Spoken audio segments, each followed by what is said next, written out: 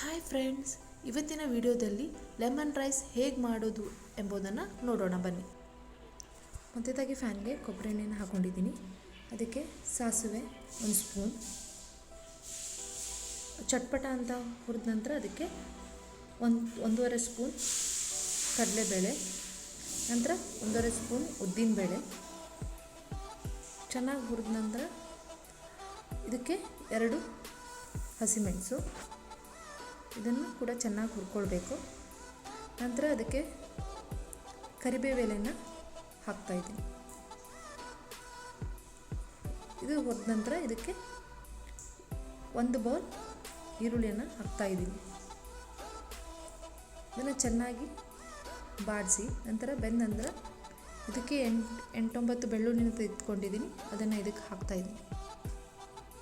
ಇದನ್ನು ಕೂಡ ಚೆನ್ನಾಗಿ ಬಾಡಿಸಿ ನಂತರ ಇದು ಬೆಂದ ಮೇಲೆ ಟೊಮೆಟೊ ಹಾಕಿ ಇದನ್ನು ಕೂಡ ಚೆನ್ನಾಗಿ ಬಾಡಿಸಿ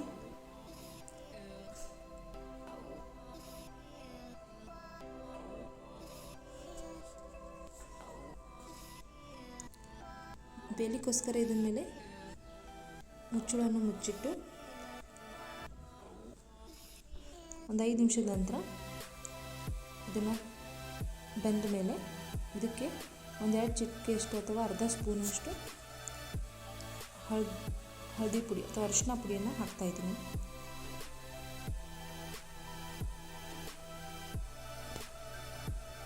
ನಂತರ 1 ಕಡೆಯಷ್ಟು ನಿಂಬೆಹಣ್ಣನ್ನು ಇದಕ್ಕೆ ಹಿಂಡ್ಕೊಳ್ತಿದ್ದೀನಿ.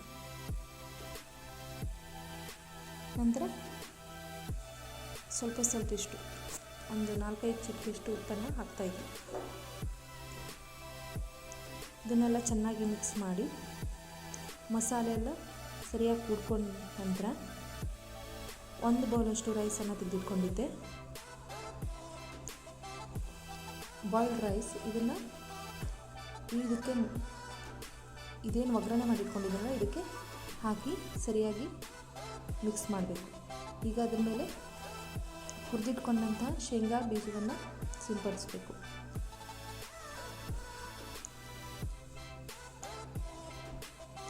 ನಂತರ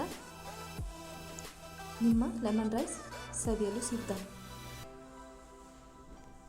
ಹೀಗೆ ವಿಡಿಯೋನ ನೋಡ್ತಾ ಇರಿ, ಶೇರ್ ಮಾಡಿ, ಲೈಕ್ ಮಾಡಿ ಮತ್ತು ನನ್ನ ಚಾನಲನ್ನು ಸಬ್ಸ್ಕ್ರೈಬ್ ಮಾಡಲು ಮರಿಬೇಡಿ. Thank you.